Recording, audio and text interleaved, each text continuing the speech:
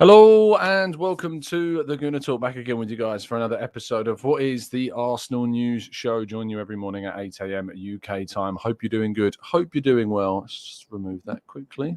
There we go. See the Rudegaard in full form. This is like, right now we're in mic testing territory. So I'm calling on you guys to help us out. We've got some theories, we've got some strategies to see if we can sort out the issues that are going on. Thank you to everyone that's left comments of suggestions about how we can try and solve these issues. We're trying strategy 1 today. So let's see if we have any issues. If it starts to go like robotic or chipmunk-esque as it did yesterday, then do let me know as soon as possible in the chat box and I can get that sorted. But I'm hoping that it's all going to be fine. I'm an optimist. But let's see. Good morning to those joining us live in the chat box. Thank you so much for doing so. Matt G, Paul, Barry, Johnny, Justin, Jimbo, Morgie, Carl, Rich, Gooner, Jake, Thomas, Stevie, Kareda, Holdini, Yomi, Mr. E, Rob. We've got Rich, Kevin, Dave, AB, Olawale, Louis, Clincy, Clock Orange, PJ, Red Star, and so many more of you guys joining us as always as well. Thank you for very much tuning in to this morning's show. And as I said before, thank you throughout the course of this international break. It means the absolute world that you're continuing to show your commitment and dedication to watching the show, because this is obviously a very quiet time Arsenal-wise, but we've got plenty of news to talk about still. So the fact that you still choose to tune in does mean the absolute world. Thank you to Rob for becoming a brand new member, Rob Lesnar. I really appreciate your time. Leisner, maybe? Leisner? Brock Lesnar? Thank you, Rob. Really appreciate the support of the channel. It means a lot. Right then, let's jump into today's stories. Do make sure you drop a like on the video and subscribe to the channel if you're new around here with those notifications turned on so you never miss a show. Big news, really, really good news. Beth Mead is back in Arsenal training. Really exciting stuff to see.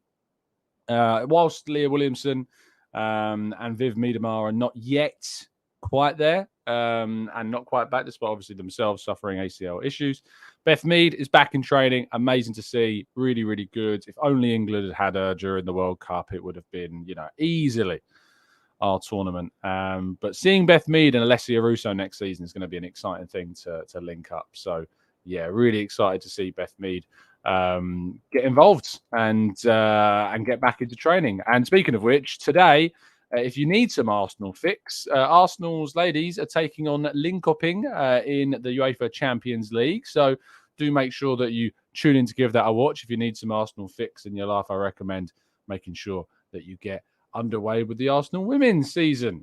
So, yeah, very much looking forward to that. Eddie Nketiah has been talking about his call-up to the England national team. He says, I'm really happy to be here, proud to be here, and looking forward to helping the team. Obviously, I've been here a few times, but it does feel different. It's extra special. You're mixing with great players, obviously a great manager as well. So just that sense of pride to be here, to progress through the age groups is obviously a nice feeling. And to get here is a nice step. I'm playing for a great club and a big club at Arsenal.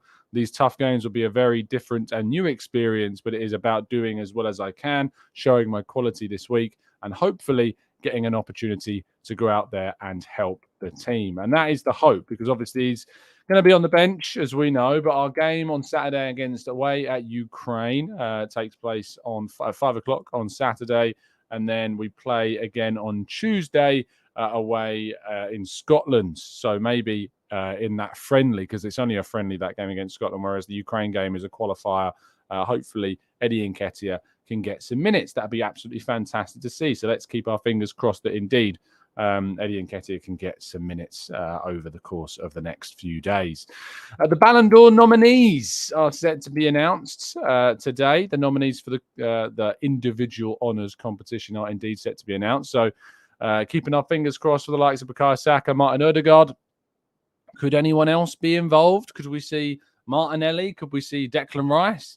Could we see William Saliba nominated? I guess we will have to wait and see, but Bukayo Saka and Odegaard, I'd be shocked if they're not on the list of nominees for potential Ballon d'Or winners. What a way in which we have kind of transformed ourselves as a club now, where we've got players across the side where we feel could get nominations for this individual honour. It really has changed things dramatically around the club. So yeah, really exciting to see what happens. Zungtar says, does Saka still compete for the Golden Boy? I'm not sure that he does, because I think it's teenagers only, so under 20s. I might be wrong, but I'm pretty sure it was under 20s. It could be under 21s. But he has just turned 22. So even then he wouldn't be under 21. I don't think it would count towards that. So probably not. Moving forward again and into a couple of bits of transfer stuff with the Saudi and Turkish windows still open at this stage. We've got a couple of days left of that. The Saudi window closes tomorrow. Well, according to Loic Tanzi, who has reported in France that Arsenal and Besiktas are renegotiating a potential deal for Pepe. There had been suggestions that there was an agreement and understanding of how this deal would happen, but the player had even undergone a medical in Paris yesterday, according to some reports. But Loic Tanzi is very well connected, suggesting here that there is a renegotiation going on of this deal, and there's hope that the clubs will come to an agreement. Arsenal want a fee for the player and are hopeful of getting a fee, no matter how small that fee might be. They are hopeful of trying to get a fee for him. So let's see if Nicolas Pepe ends up moving away from Arsenal this summer. But it's touch and go, it seems, right now, with just 2 days left of a couple of windows across Europe. And Arsenal, according to John Percy of The Telegraph, made an inquiry for Pedro Neto, the Wolves winger who has been out for the majority of last season, has started this season, is back available in the side and is a long-term target of the club. Yes, Arsenal apparently did indeed go back in to make an inquiry for Neto, decided against making any official moves or materialising anything in terms of a formal bid, but Arsenal did indeed make a inquiry for Neto. So it seems that he's a player that still remains under our watch, a player that still continues to be amongst our thoughts. And who knows, will we go back in for him in January, or will it take the summer until we eventually try and sign Pedro Neto again? But there's a clear long-term interest from Arsenal in the player, of which could become more formal in the months to come. So let's wait and see.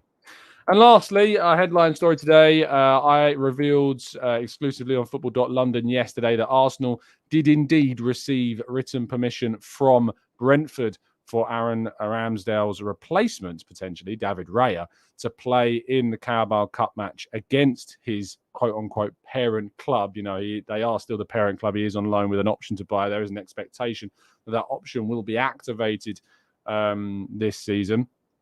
But yes, he will indeed be able to play against Brentford in the Carabao Cup. There was a lot of assumptions made when the draw happened that Arsenal, would be able to use the player. However, there was never any official confirmation that the player could play against Brentford, because there is a law in the Carabao Cup competition that states the following: players registered on a temporary basis will not be eligible to play unless the club holding his full registration gives its written consent. So that's what needs to take place, and we've got written consent from Brentford to allow David Raya to play in that competition. So that's really, really good news. But interestingly, Sammy Motbell from the Mail adding to this story yesterday with the fact that Aaron Ramsdale's place very much is under threat. He is impressing in training, and there's potentially even a feeling that he could get a run of games after the international break. So let's wait and see if indeed David Raya does get a string of games. We know that the Carabao Cup is the second opportunity that we think David Raya will get if indeed he's not playing in the Premier League. If Ramsdale does continue in the Premier League, the first opportunity that we think that David Raya will get in an Arsenal shirt will be in their game against PSV in the Champions League. We return to action against Everton on Sunday, September 17th. But then on Wednesday, September 20th, we are at home to PSV in the Champions League. So let's wait and see if indeed he is involved in any of those games. But there is an expectation that that is likely to happen. Right, let's go to part two then, and your questions right after this.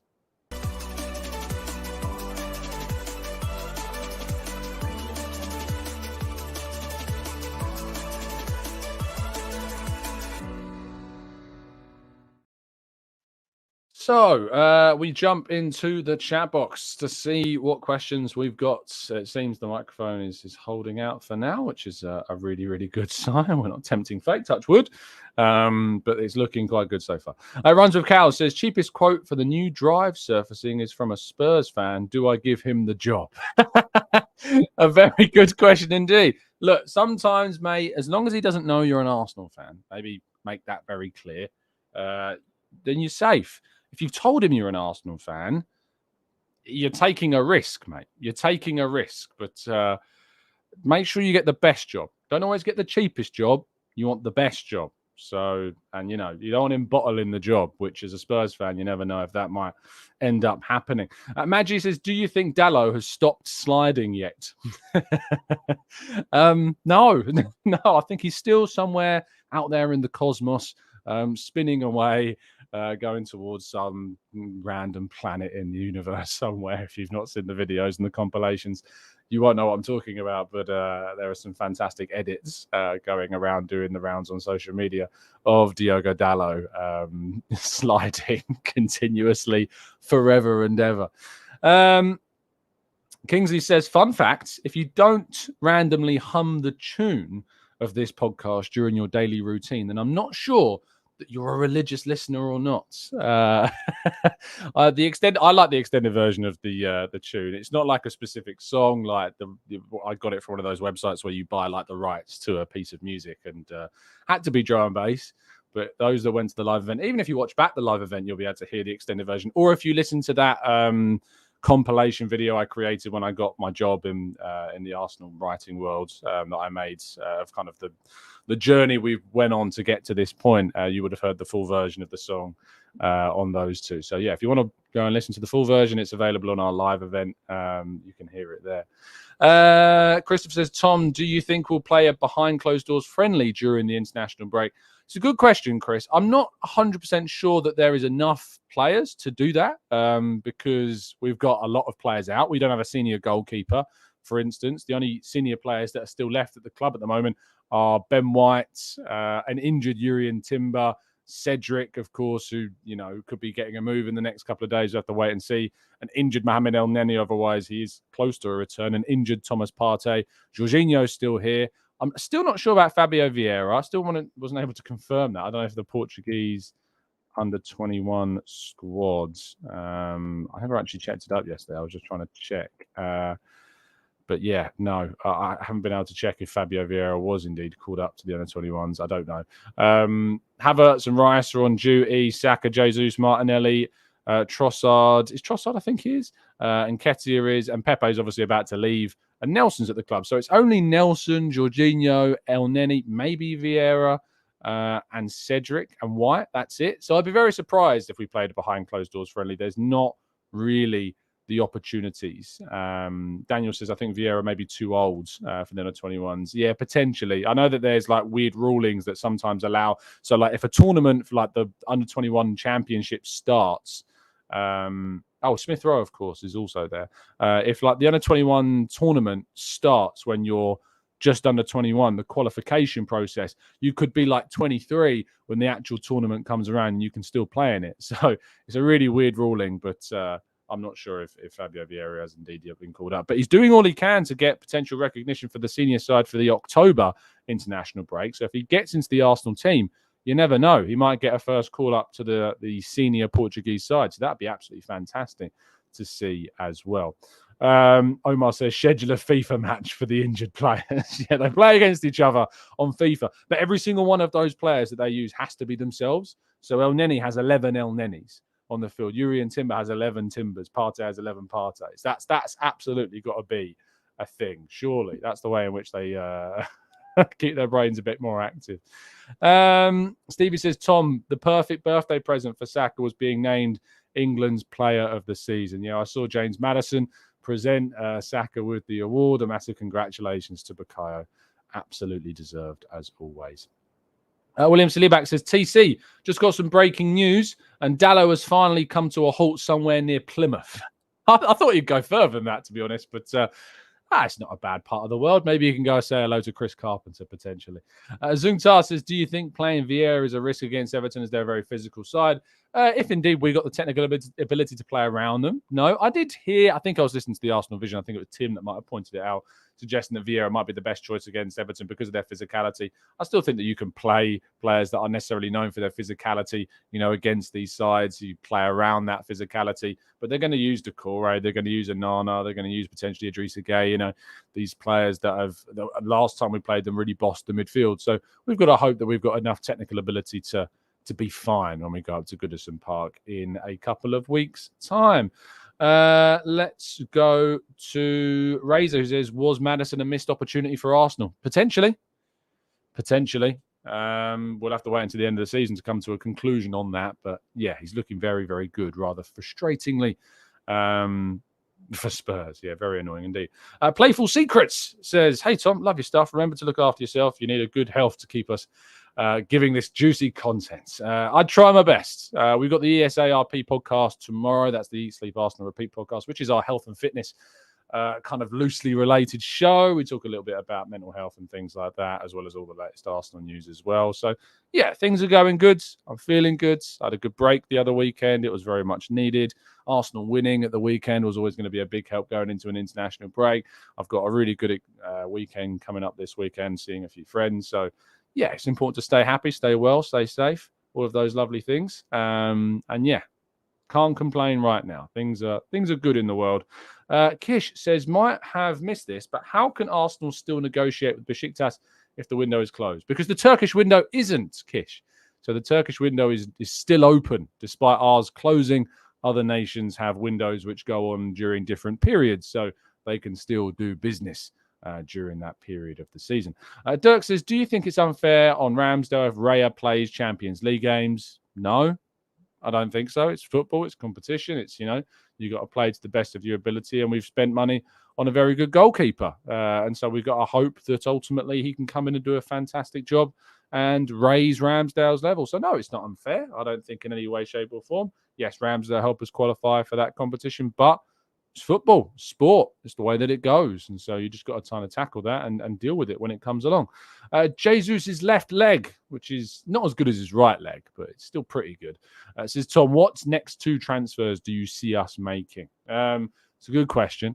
I think that the marquee additions are likely to be a forward next summer. And I had a few discussions with people yesterday. I've come to the conclusion that the striker that I would like Arsenal to sign is not Ivan Toney. It's not even Evan Ferguson. I think we'll be priced out of that one. For me, the striker that I would like Arsenal to sign is Benjamin Sesko. That is the striker that I would like to see Arsenal go after.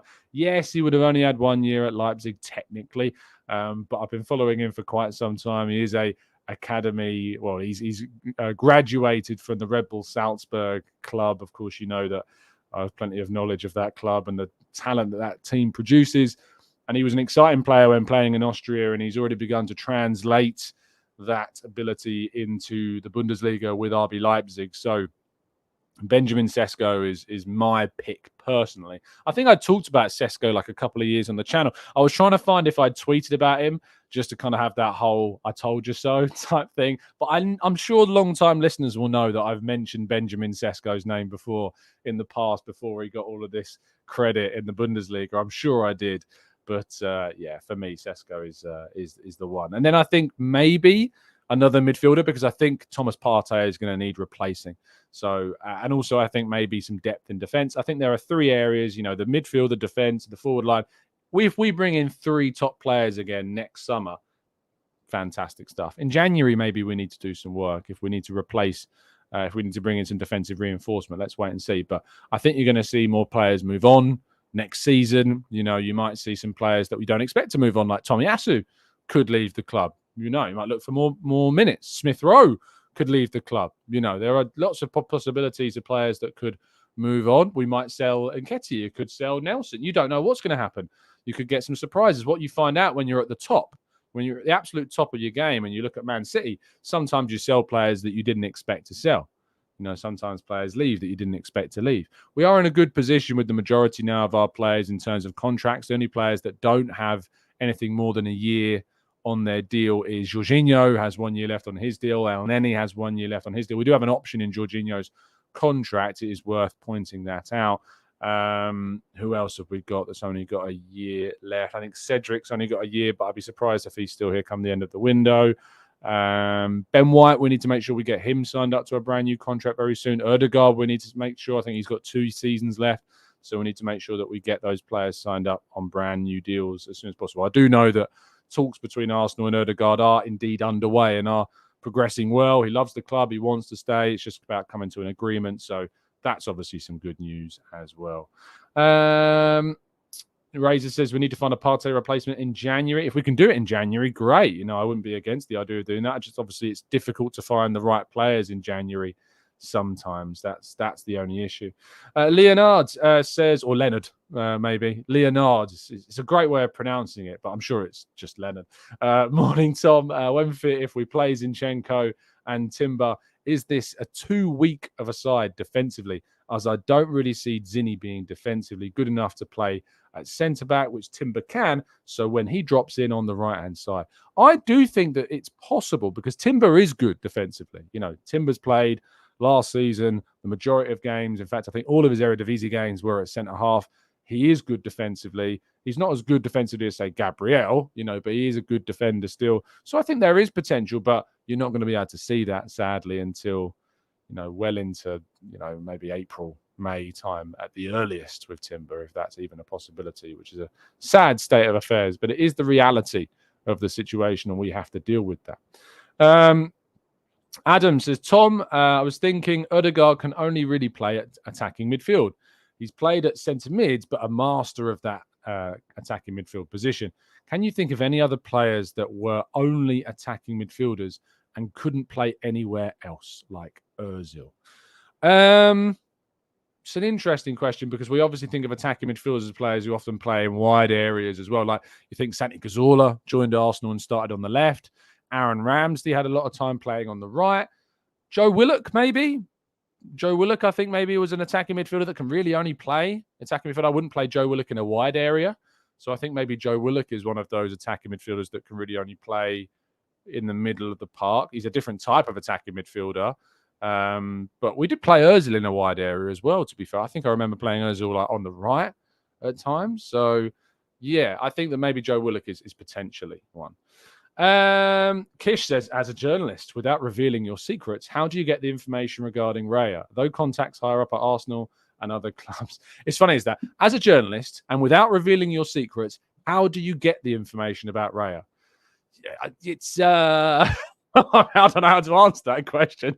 How do I tell you how I get the information without revealing the secrets of the trade? It's just sources, you know, and I'm not talking about tomato ketchup. It's just sources. Kish, it would be amiss of me to reveal that, you know, it's a journalist trade that you know, I am very, very new to this job still. You know, I only left teaching in 2020, I think it was. Yeah, it was the year of the pandemic. So 2020 October is when I left teaching.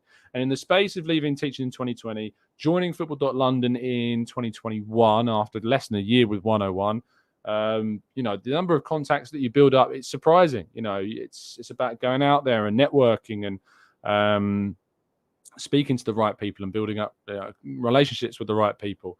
So, and that's how you end up getting information, because you can speak to people and, you know, things like that. But sometimes you don't always get the information. Sometimes people don't want to give the information, and that's absolutely fine. You have to respect that. But, you know, it's important that, you know, I keep those contacts obviously very secret, because otherwise other people would be able to access that information. So that's just the way that it works.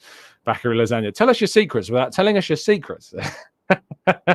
It's just one of those things, isn't it? I can't tell you, obviously, but and you know, you wouldn't expect David Ornstein to give his sources away, or Fabrizio Romano. You know, it's the same process. These people have been doing it way longer than me, with different methods in some cases, you know, and it's about building up those, you know, relationships as you grow as a journalist. But, you know, I'm very new to it, so I have a very small compared to those guys in terms of like a network of potential guests. Matt G says, don't reveal your sources, Tom, but can you share your bank details, please? Yes, of course. I'll leave it on the community tab in the Discord page. Louis says, I spotted Tom in a dodgy car park at midnight in a black hoodie exchanging briefcases.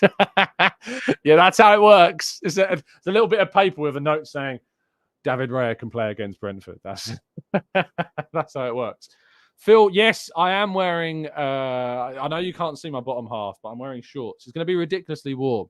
No, I've not done a show in my underwear. You'll be very glad to know that I don't need to, I don't have to do the thing like the Zoom calls where you're like suit and shirt and tie and just in your boxer shorts. No, I can tell you categorically I am wearing shorts. I'm not going to prove that, but I am wearing shorts. Shane says, Tom, why am I wearing the Arsenal or the Man United away kit? See, I have like a lot of different T-shirts that apparently look like different away kits. So I like this T-shirt, by the way. It's nice. I know it does. I don't think it does look like the Man United away kit. I know what you might think. There's definitely not any like that blue color. You know, the white stripes are slightly thicker on this one. So yes, Ray says, have I won the war with the microphone? Potentially. The strategy, I can tell you the strategy we've gone for. I spoke to Gabriel, who's of course one of my fantastic people behind the scenes, who's done a lot of audio stuff for the live events that we've done and the Arsenal Vision and the Arseblog live events as well. His suggestion was take out the power cable whilst recording the show, which appears so far to have worked. So whilst I'm doing the show, don't charge the laptop. You know, I have a very good battery in this laptop, and usually my laptop is on charge all the time because I'm using it all the time while I'm working. And the other option, which someone else gave to me in a comment on YouTube, was, let me give them some credit. Who was it? It was Latoya Fleming. Fantastic name. Says, try different things regarding the USBs. And then someone else gave me the idea to change it from 48,000 hertz to 41,000 hertz. We've done that, or 44.1 thousand hertz. We've done that. So far, it's going all right. It's going all right. So happy days. So it might break now because that's how life works. But so far, so good. TJR says, who are you looking forward to watching in the Champions League? It's Kubo and Real Sociedad for me. It's a good question, actually. Yeah, Real Sociedad are exciting because obviously Kieran Tierney being there is one to look out for. Rebel Salzburg, I'm always keen to see how they get on. As my kind of, I don't like calling them a second team because they're not a second team, but just as a team that I keep a strong eye on, seeing how they'll get on. I'm curious to see how Newcastle get on in the Champions League as well. And it's always fun watching Borussia Dortmund as well. So, yeah, and of course, Real Madrid and Jude Bellingham. As an England fan, I want to see Jude Bellingham doing well. And Ramos joining Sevilla means that I might be able to catch a glimpse of old Ramos in the mix zone. Old Ramos, to make some sound a bit. He won't want to have a chat with me if I call him old Ramos. But, yeah, I might see if I can try and grab Sergio Ramos in the mix zone. That'd be pretty cool. Let's go to Omar says, can we have a subtle background? Haven't been a fan of the glowing logo, to be honest. It's iOS 5 in times of iOS 6. No. This is great, and this isn't going anywhere. So the glowing background is fine. This is, I love it. It's like I run an old bar or something like that. You can tell we're open when the sign's on. That's how it works. Rudy, thank you so much for the kind donation. Lautaro Martinez was a pipe dream signing for me. I can imagine him and Jesus doing some damage up top. What are your thoughts? I mean, Lautaro Martinez is the type of forward that's kind of similar to Jesus. Like, you always felt like you needed to play off somebody that was kind of more physical, like a Lukaku or a Dzeko. You always felt like he had to play off one of those type of strikers to work. So I'm not sure that he and Jesus would work together. I think that's probably the way that it would work ultimately. Omar's going to get himself banned. Look, you can criticize. You can not be a fan of the backgrounds. That's okay. But it doesn't mean that I don't have to like it. I love it. And it cost me a hell of a lot of money as well. So it's going to be used. I say it cost me a lot of money. Obviously, I invest a lot of money that you guys help support the channel with. We try and invest in making the channel as good as it can be, whether it's the equipment that sometimes fails me, the backgrounds, the soundproofing I've got all in front of me. All those things, cameras, tripods, arms for microphones that have Rudegaard on them. So there you go. Omar says, Tom only gets triggered when talking about Trossard. Shush. Don't talk to me about Trossard. Red Star says, Tom, do you think we might see a two-striker formation with Eddie and Jesus? No, I don't think it'll be a two-striker formation. I think you might see Gabriel Jesus operating in a wide area. Maybe he'll rotate with Saka. Like for that PSV game, don't be surprised if Eddie and Jesus both start and Saka's given a bit of a rest. I think Jesus is potentially something that we need to have a look at for that wide left position. I think that's certainly something that Arsenal fans should be open to the idea of seeing. And if, I know that we desperately need maybe a right winger, but for me, I would love to see, Saka given a rest and Jesus given the opportunity. So there you go. That's what I would indeed like to have a look at. Let's keep going. I'm going to try and tackle some more of your questions. Nothing's wrong with Trossard. I just end up ranting about Trossard quite a lot because people suggested that that I'd said something regarding like him coming off the bench. Someone completely misread something I said, and it set me off. So I'm easily set off, as you guys very well know. Boss says, "Yo, Tom, say the Champions League final was tomorrow, and we're playing against Real Madrid. What's your starting 11 from our squad? Is that assuming that everybody's fit? Because hopefully Timber would be fit by the Champions League final." Even if he was, Zinchenko's so important. I think I would go with Ramsdale at the moment because I still haven't seen enough of Raya, so I can't put faith in Raya yet. I'm still waiting to see what's feasible on that end. I would go with Ben White and Saliba and Gabriel Zinchenko as the back four. I'd go with Rice and Partey in the middle with Ødegaard, and then I'd go with Jesus up top, Saka and Martinelli. That would be my team. So yeah, or from our squad now. So if who's available right now. So that means Partey's injured, Timber's injured. Anyone else injured? El Neni? El Neni going to play in the Champions League final? I'd love that. I'll tell you what, if we're in the Champions League final, we're winning 2-0. Last minute, Mohamed El Neni comes on, scores a screamer to make it 3-0. Oh, can you imagine? That'd be glorious. That would be absolutely brilliant to see. That would be my highlight of my life, seeing El Neni score a screamer in a Champions League final. So the team that's available now, same back four and goalkeeper. It would be Rice and... Oh, that's tough. That's really tough because you can go with Jorginho to have a little bit more control, or you could play Vieira, or you could try and play Havertz, I know the Havertz call wouldn't be a popular one. I think I would go Jorginho and Rice, Jorginho, Rice, Ødegaard, Saka, Jesus, and Martinelli. That would be my team. What is a Real Madrid and Arsenal combined 11? I'll tell you what, that's a great question because Real Madrid's team, are really starting to get back to the levels that they used to be at, back in the day. So the team, let's have a look at what a team would look like. Well, striker-wise, they're struggling because Joselu plays a lot for Real Madrid at the moment after they've struggled to get hold of an out-and-out striker. Vinicius Jr. is injured, but let's assume that everybody is fit, right? So in goal, Ramsdale, because Kepa Arrizabalaga is currently in goal. But I suppose Thibaut Courtois, if I say everybody's fit, we've got to go with Thibaut Courtois. So Thibaut Courtois. Then you've got a choice between Danny Carvajal and Ben White. I'm going with Ben White, personally. Call me mad, but I'm going with Ben White. Centre-backs, Rudiger and Alaba and Saliba and Gabriel. Well, I think Alaba, I love David Alaba. He's one of my favourite players for a very long time. I was desperate for Arsenal to sign him from Bayern, and they didn't. And I think he's brilliant. Rudiger is also fantastic. But I'm going to have to go with Saliba. I'm going to have to go Saliba and Alaba in the back two. Imagine how mobile that would be. Saliba and Alaba, how much distribution you get off those two. Fantastic. Left back at Real Madrid's difficult. And I think Zinchenko does actually get into this team at left back because they've got Garcia, I think, Fran Garcia, who's a 24-year-old player who has been playing for them a little bit. But they've also got Ferland Mendy. They've got Camavinga can play there as well. Other than that, they don't have too many options. Nacho can play there also.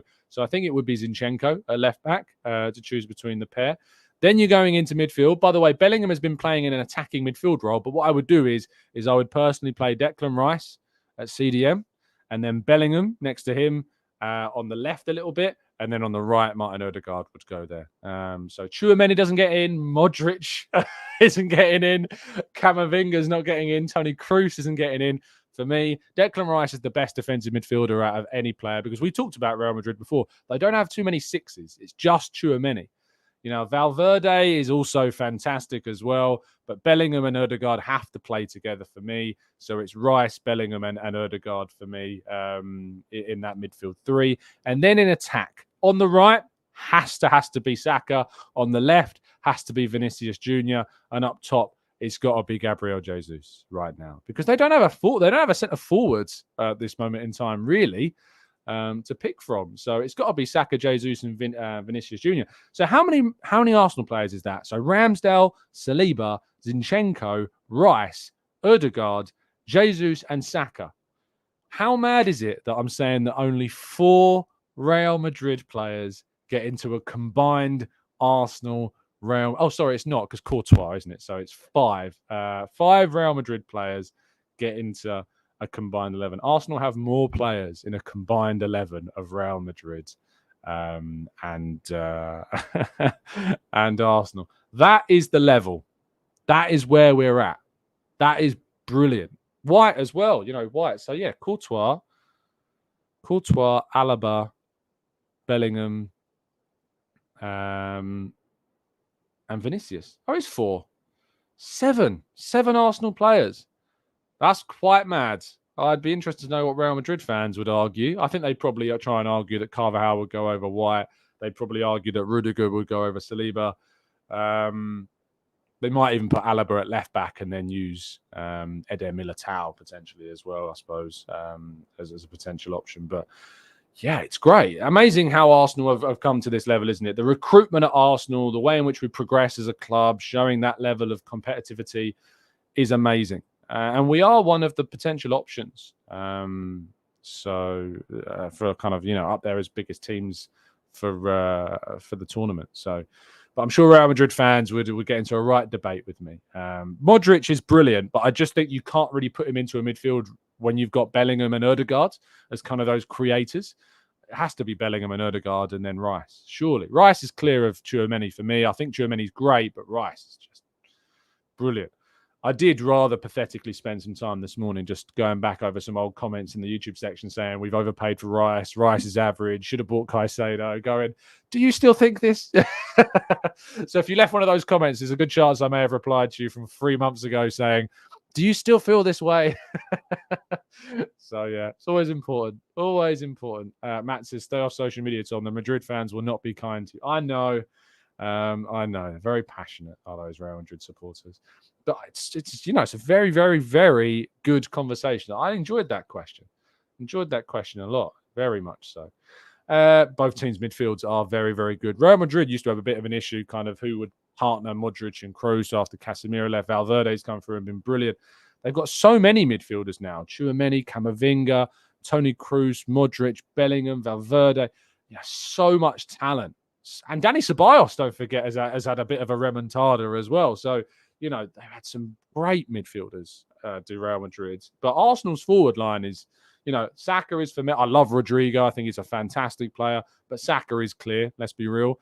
They don't have a centre forward after losing Karim Benzema. It would have been Karim Benzema over Jesus, but has to be Jesus over Joselu, right now. Surely a striker is on the cards for Real Madrid. I think they're going to look to try and bring in Mbappe in 24. I think that's what they're going to look to try and do. But it's exciting. It's exciting being Arsenal. What would my starting 11 be with Bayern Munich? We'll do that tomorrow, Jimbo. We'll do the Arsenal combined 11 with Bayern tomorrow, yeah? I feel like we can only do one of those a day. Anyway, thank you so much, guys, for tuning in. Very much appreciate your time, as always. I hope that you've had a fantastic start to your week. We've made it to Wednesday. Buzzing. Nearly swore then. Buzzing to reach Wednesday. It means that you're more than halfway through your weekday now.